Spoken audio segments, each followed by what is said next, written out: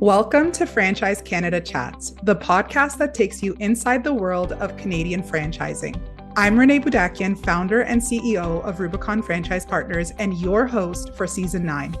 This season, we're going beyond the business model to uncover the real stories of franchise owners, the risks they took, the lessons they learned, and the successes they built. Join us as we sit down with franchisees, their franchisors, and industry experts to discuss emerging trends, cutting-edge technologies, and operational strategies shaping the future of franchising. Whether you're thinking about buying your first or next franchise, this podcast is your inside track to franchise success in Canada. Today on Franchise Canada Chats, we're joined by Shailen Vadera, a franchisee with Crock A Doodle. For Shailen, a franchise with Crock A Doodle wasn't just a career opportunity. It was a family business. The brand was founded by her mother in 2002, and after forging her own career path, Shailen joined the head office team in 2013 and then went on to open her own franchise location in 2018. Today, we're going to hear the unique perspective of someone who has the experience on the franchisee and the franchisor side of the table. Shailen has figured out how to both follow in her mother's footsteps and step out on her own, all while helping customers discover the joy and creativity of painting their own pottery. So let's get fired up. Welcome, Shailen, to the Franchise Canada Chats podcast. Thanks so much, Renee. I'm really happy to be here. It is a pleasure. So I'm super excited to share your story as it's a very unique one. So why don't we get right into it? As I mentioned, you're in a family business with Crock A Doodle, and you've seen it grow since the brand was founded in 2002. I'd love to hear from you how Crock A Doodle started from your own perspective and lens, and what was it like seeing your mom found this brand? Yeah, absolutely. Well, we started as a home-based franchise concept, so that was in the early days. That I believe was franchised to about 12 locations. Again, not brick and mortar, home-based business. And then we were approached by Blue Mountain Village. That was kind of our first flagship store, and really had the concept morph into a retail business. So that was really my first big opportunity to see what Crock A Doodle could be. It was my summer job as a teenager working in that studio. But for me, the big part was seeing the hard work and dedication and risk that it took. It took me a long time to appreciate that. Not so much at the time, but being able to see someone, my mom, go all in. She moved up there for, that first summer. She was there every single day, and, really stepping up for what the business needed. And yeah, it was really really cool to see that, and something that when I opened my own business, I followed in those footsteps. I threw myself into it. I set up those systems. I was in it to make it successful. And again, something that I appreciated later on. I love that. And I mean, can you share with us and the listeners what was your own career path, the story of your own career path before Crock A Doodle? Because there was a time, I believe, that there was before Crock A Doodle and after Crock A Doodle. I'd love to hear, what were you doing in your life, and what was your career trajectory before you actually pivoted and came into the family business? Yeah, for sure. I mean, again, being a family business, I was always in it a little bit. But I, worked part-time through high school. And I, again, moody teenager, was like, I'm done with Crock A Doodle. I'm not sticking with this business. I'm going off to university. I'm getting a real job. And so that's what I did. And, went away to school, got a couple degrees, science, business. That's how my brain works. And I never thought that Crock A Doodle would fit into that. It's a pottery painting company. It's not science and business and math brains. But it was kind of still sticking with Crock A Doodle on the side, whether it was working in some of our corporate stores. Um, and then eventually, upon graduating, kind of seeing that there was an opportunity to use that knowledge at a head office level where the systems and the metrics and everything that's become so vital to our system, I could bring value to that. I didn't need to be a marketer or a super creative person. I could bring the other side to it. And it became an opportunity that it was like, oh, I can see myself here. I can bring value here. Absolutely. And I mean, truthfully, you could have always stayed on the franchisor side and not necessarily become a franchisee. That could have been your story, but it's not. Um, what made you want to kind of make that transition from um, going from working in the corporate office to also being a franchisee with the brand? Did you always want to own your own business? No, I did not. I didn't. I didn't think I could do it. I'm not a. I'm not an entrepreneur. And again, in the early days, my limited knowledge of franchising, like I didn't know if it was for me. Um, the so I owned the Waterloo location, and Waterloo was always a market as a brand that we wanted, and we had had our eyes on that location for a while. It was originally just going to be a corporate store, which would mean I was going to just work there, but it wouldn't be mine. I'd be putting in the work, but my money wasn't on the line. I don't get the payout. It's just, I'm just an employee. And my mom and I had had a conversation, and she was like, would you want the opportunity to own this location? Um, you know, I knew the brand, I knew how to operate the studio.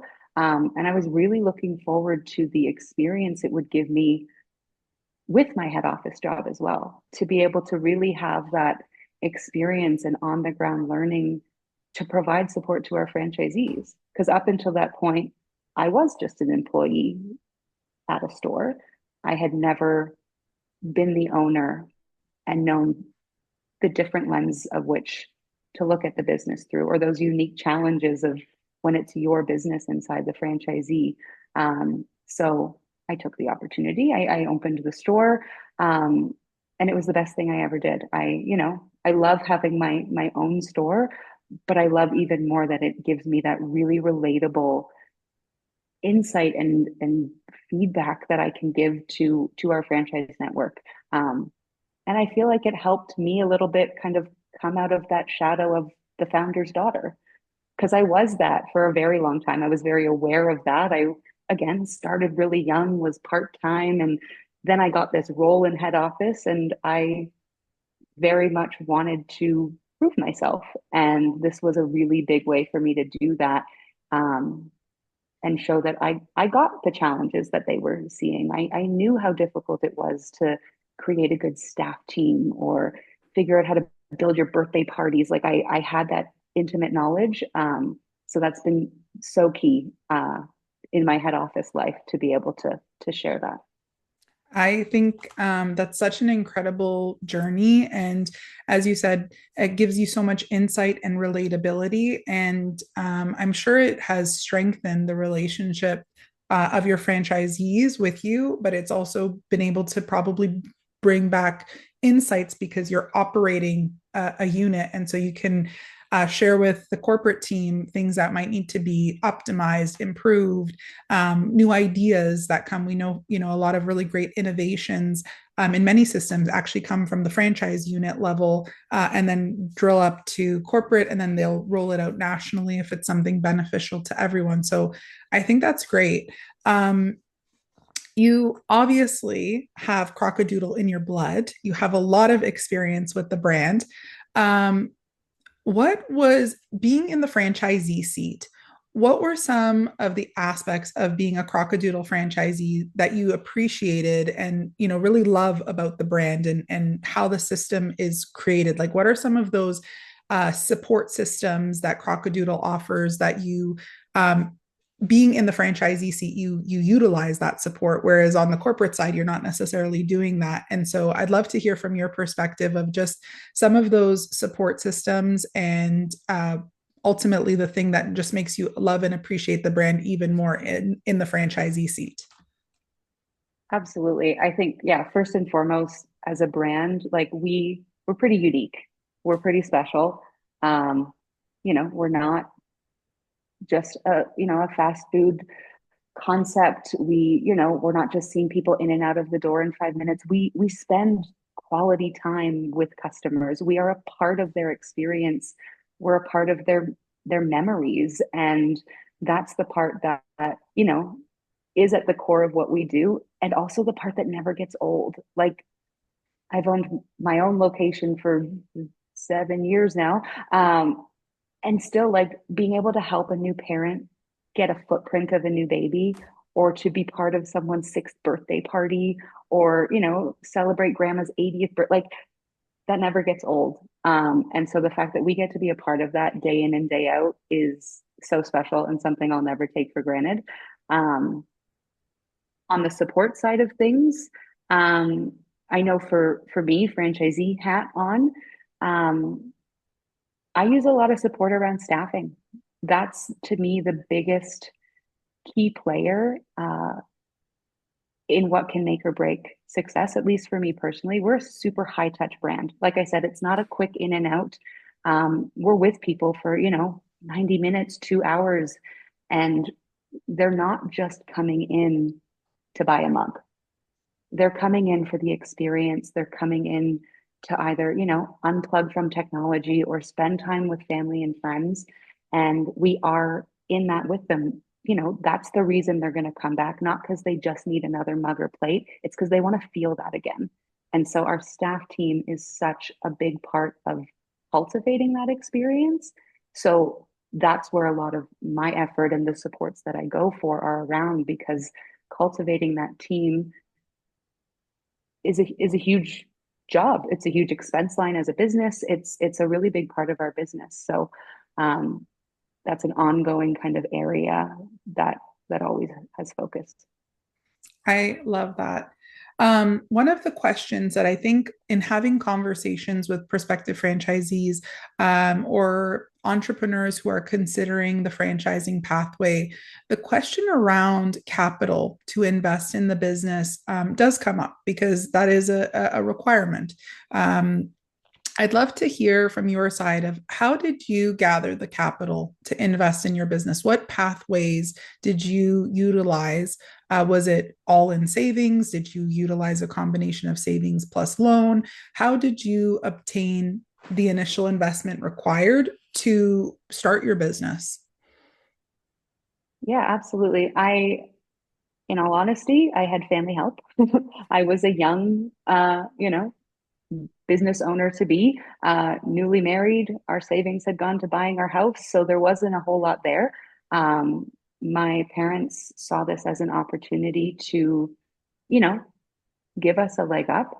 I know, many of my friends, they had support getting the down payment for their first house. We did that with our savings. So my parents gave us support in a down payment for a business. They helped with that kind of initial loan. They were also a co-signer on one of the bank loans that I needed.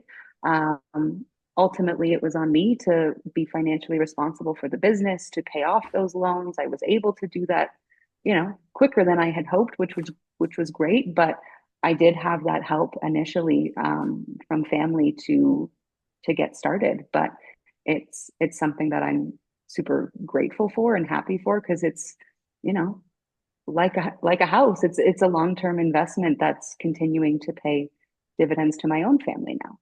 Absolutely. And I mean, I think that that is a very, it's very fair to say because life has gotten expensive. And I think that it's not the way it was, 30 years ago. I know, for example, what my parents bought their house for. And I know that you cannot buy anything in the GTA for any less than probably a house, any less than $1 million. And like, it's just the accessibility and entering can be tough. But what you said was really, I think, still, even though you were able to get help, it was, as you said, it was still all on you. You had to pay off those loans. It wasn't like you got a lump sum of money and then, you were able to get that help and support. And I think that it's helpful for people to hear this because they're not able to come up with all the capital on their own.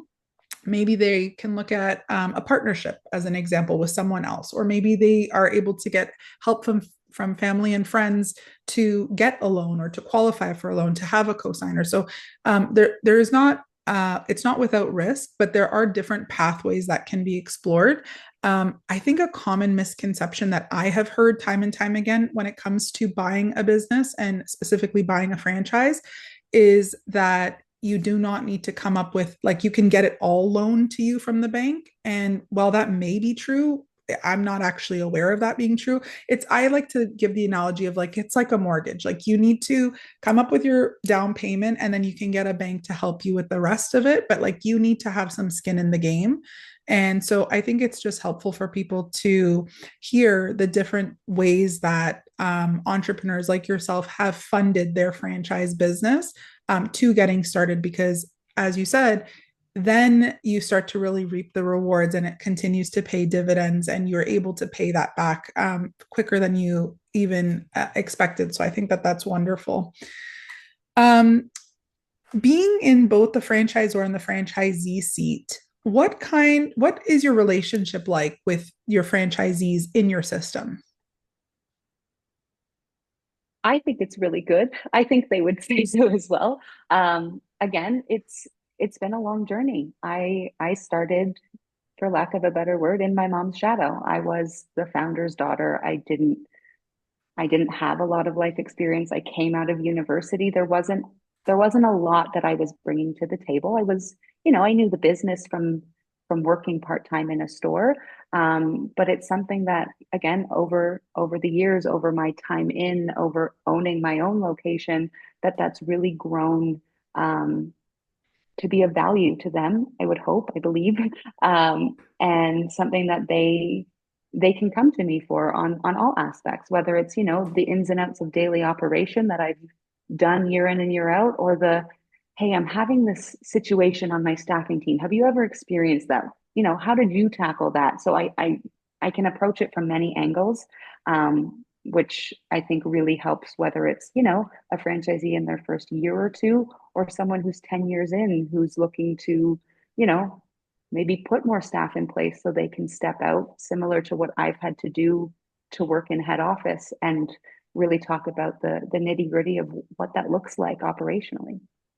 I think that that is so well said. And I think I would agree that your franchisees would agree, because I know Crock A Doodle recently won the CFA Award of Excellence, which is based on franchisee satisfaction.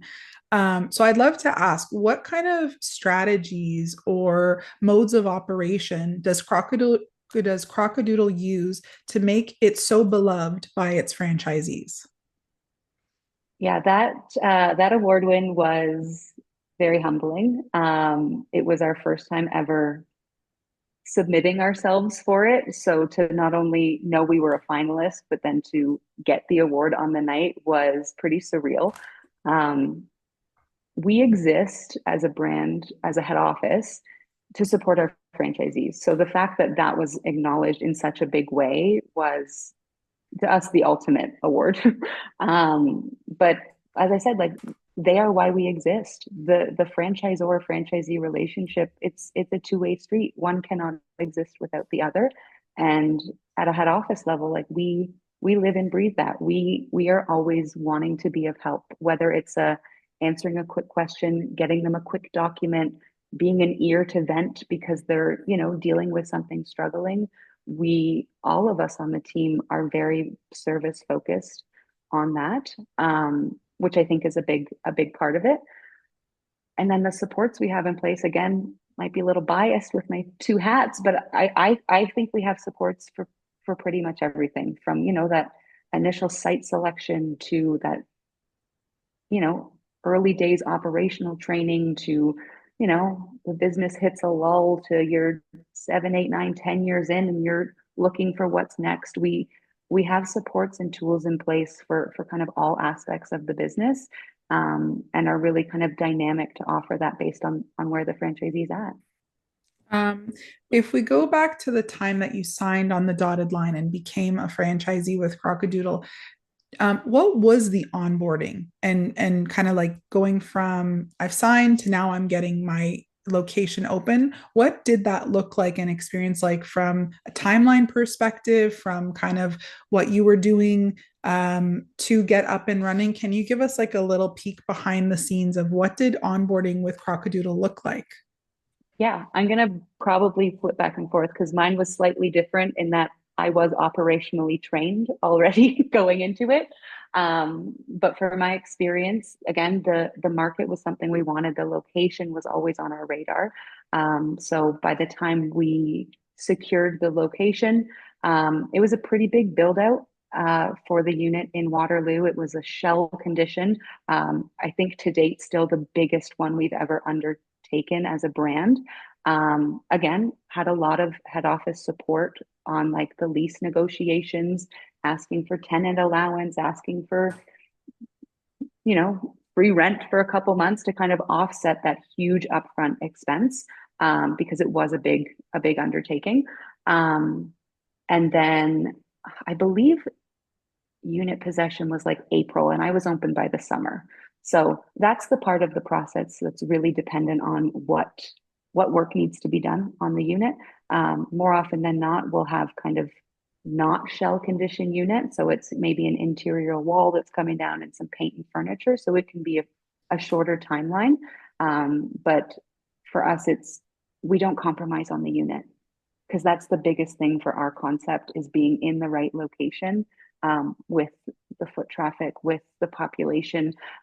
So we will be patient and wait on the right unit and be willing to maybe deal with a bigger build out to know that, this is an A plus location.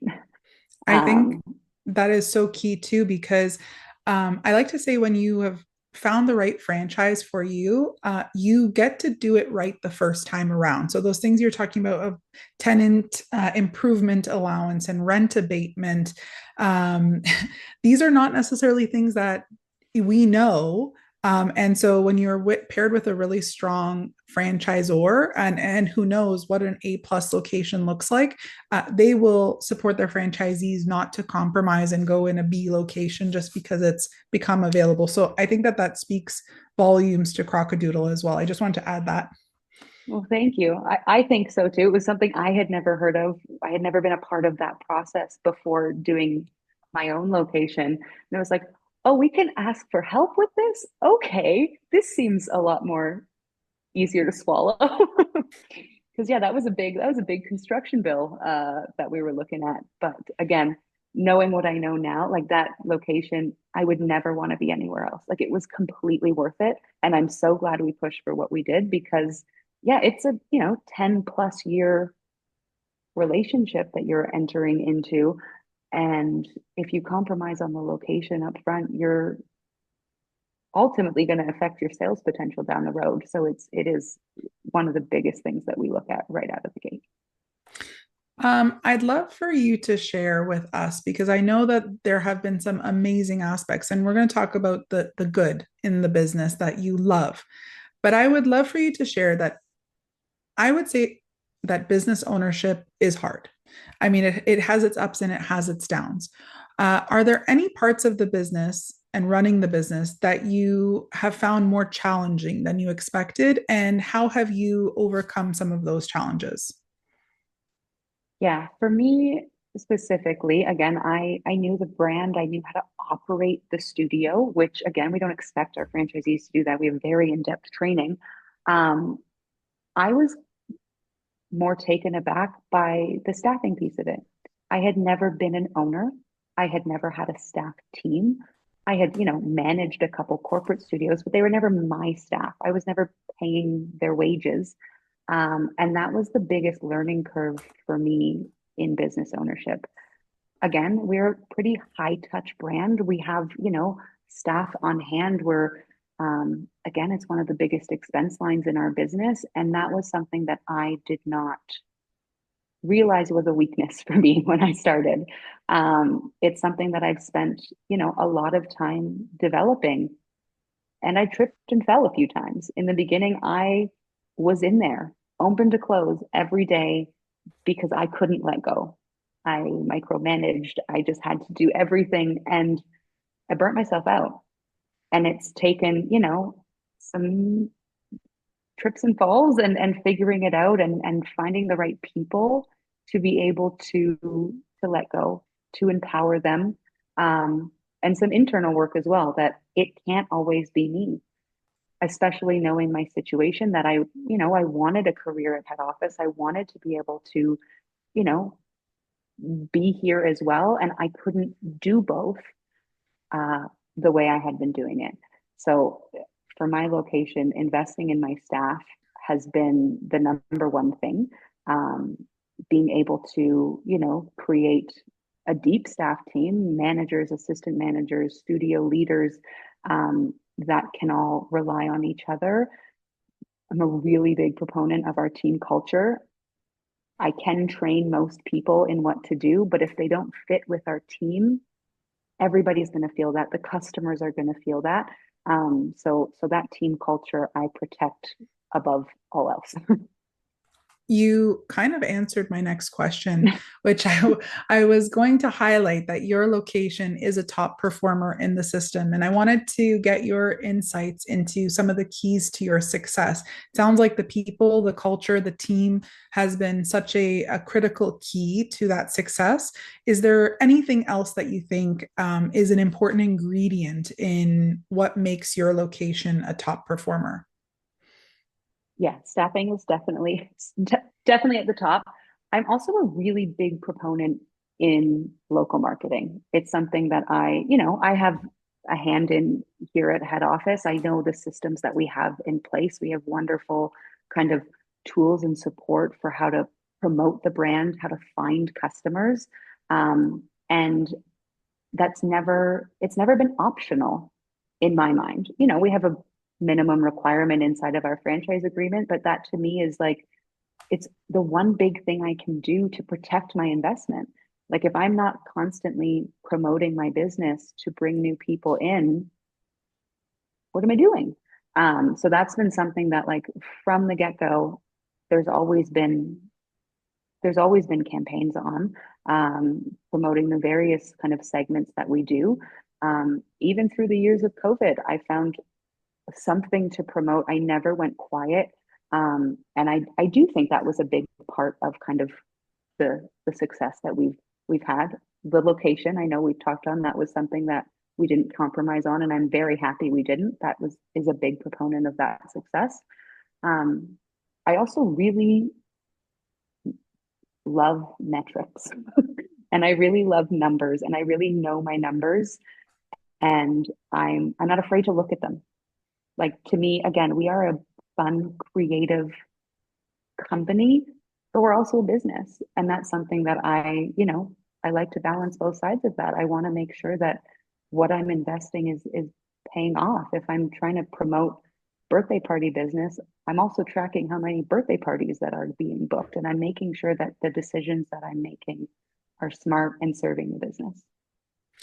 You have, again, I always come back to it, this unique perspective of both the franchisee and franchisor experience. Having be, having both sides of those experiences or being on both sides of the table, what has it taught you about the franchisee and franchisor relationship?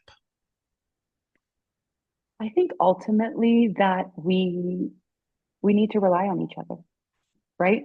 The franchisor exists to make sure their franchisees are profitable, whether it's from, getting them the product, having systems for finding and keeping customers. And the franchisee is buying into that system. They need to be able to depend on that system and use that system, or else they could have just done it themselves, right? Like there's a reason why you buy a franchise is to have that system, have that support, have that brand. Um, and so making sure that it's being, utilized and that the franchisor is also upkeeping their side of it, that they are supporting you and they are continuing to improve that system to make sure that you're profitable.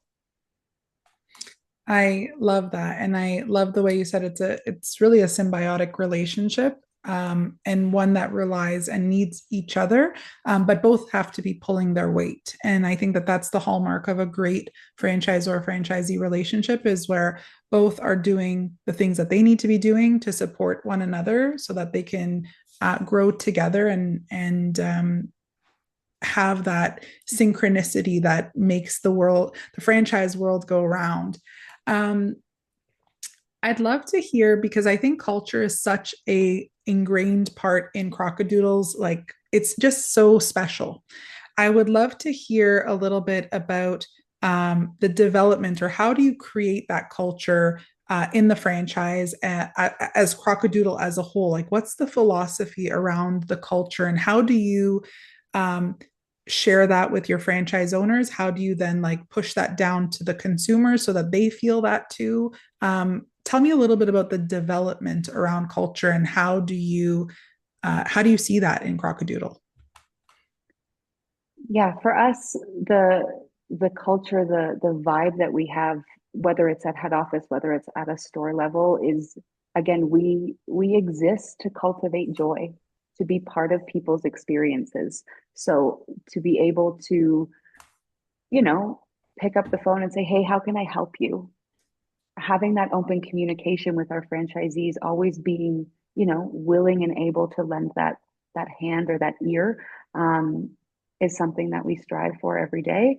And then at a studio level, it's similar to how we can't exist without our franchisees. Well, franchisees can't exist without customers. They are why we exist. If they stop coming through the door, if they have a bad experience after a bad experience, they're not going to come back. You can continue to spend hundreds of thousands of dollars on marketing to get new people, but if they're one-time customers, you're wasting your money. They need to be having that good experience so that they want to come back. Like I said, we're not in the business of selling plates and mugs. People could go to a dollar store if they physically needed a mug. They're coming to Crock A Doodle because they want to experience something. They want to have that memory, whether it's time by themselves, whether it's, a date night or a birthday party or whatever it is. And we take that, really seriously, that we get to be a part of that, and uphold that on our end. I think that's such a beautiful perspective, and probably what the guest feels when they're coming into Crock A Doodle is just that love and care and culture. So I think that that is wonderful. I would love to hear what is next for you. Like, what is next for Shailen, and what do you see your kind of future plans in the next 5, 10 years? Do you want to open more locations? Do you want to continue to kind of get deeper into your support at the HQ level? Like, where do you see yourself in the next 5 to 10 years? Oh, that's a good question. It's something I think about a lot. I have toyed with the idea of multi-unit ownership. I I don't think it's for me.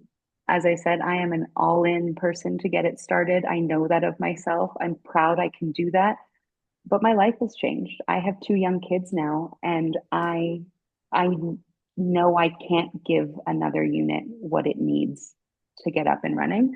And I also see the value that I can bring at head office. So that's my future right now, is being part of head office, helping not only, our franchisees in their day-to-day field support, but also from kind of the development standpoint as we continue to grow the brand. Um, I really enjoy the two hats that I wear, that, those systems that we put in place, or those operational changes that we think of at a head office level. I get to be that voice that says, oh, wait, wait, wait. I don't think that's actually going to work how we think it is, because operationally I have that knowledge. So I do like having the one store to be able to know, you know, intimately what that would look like, what this change that we're thinking of would really need at a store level. Um, so I don't plan on letting that go. It's almost to me a little bit like meta, because there is some train of thought that as a franchise you should always have some corporate stores, whether that's like 10% corporate stores, 90% franchise owned. There is some thinking around if you're 100% franchise owned locations and you have zero corporate stores, then you kind of don't have that boots on the ground and insight. But in your case, there's corporate stores, but then you have your store as well. And so you kind of get like two layers deeper, because they're experiencing, the corporate is experiencing from their corporate stores, but then you also bring that like inside perspective from your own. So it's like, it's very interesting. And I think that honestly, Crock A Doodle is very lucky. Your mom is very lucky that you came into the business because you bring so many unique perspectives, which I think helps the franchise as a whole to just continue to strengthen and grow. So I know that it's always a collaborative and team effort, but you're kind of like a secret weapon, so to speak. Oh, thank you. I appreciate that. So, if you were talking to someone who was like a prospective franchisee who is exploring franchising, is not sure which brand, or maybe more certain, it's we're not quite sure where they're in their journey, but they're exploring franchising. What advice would you give them in terms of questions that they maybe want to ask themselves as they go down this path of exploring if franchising is for them? Yeah, that's a really good question, and something that, in my head office role as kind of part of our development team, I've been faced with a few times. And I think, sometimes the reality is franchising is not for everyone. And that's something that, again, we used to believe we could teach anyone how to do this. Um, but to be your own boss, to have your own location within a franchise system, it's kind of this unique middle ground.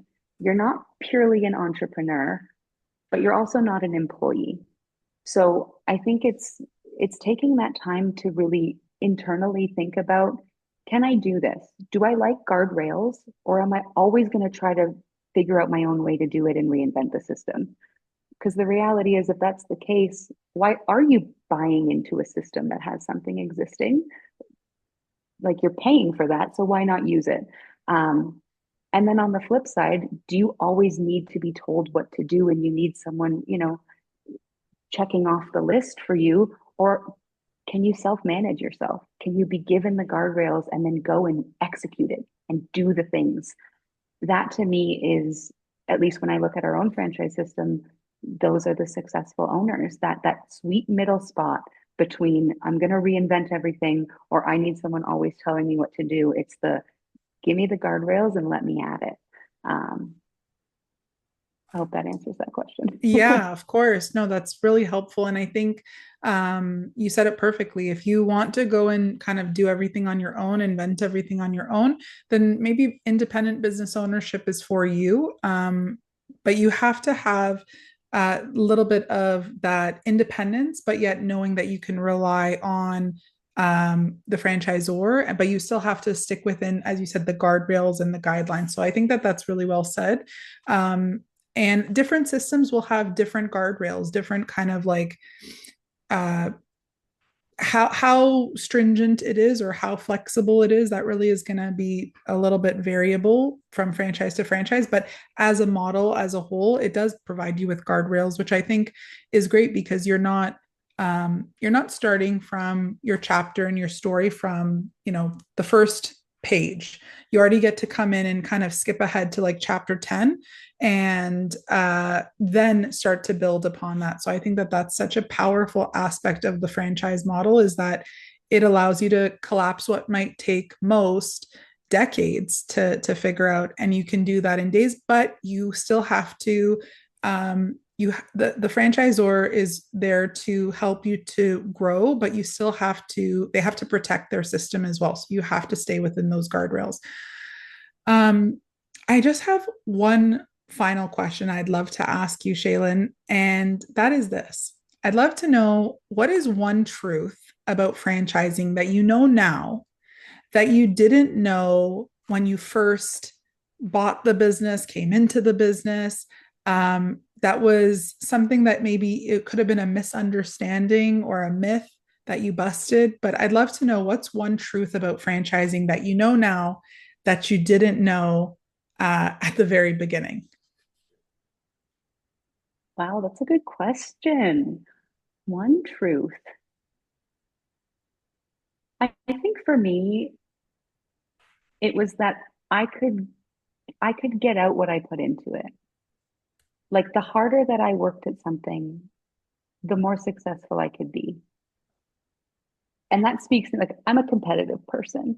We have a lot of competitive franchisees, and I love that. I love that mentality that we're always striving to be better. And there's something with, again, being a business owner. It's not just a 9 to 5, you're on the clock for someone else. Like if you want to go all in, you get the opportunity to do that. And there's a really sweet spot between, seeing that effort paid back. Uh, yeah, I think that's it for me. I think that's a tremendous answer. And I think that's, it's true because in business in general, you have to put in the work. And especially in the early years, you have to put in the work. But it's also true that I think the harder you work, not necessarily harder, but the more thoughtful you are about the input, the more outputs that it can give to you. And so I think that that is a great learning and a great truth.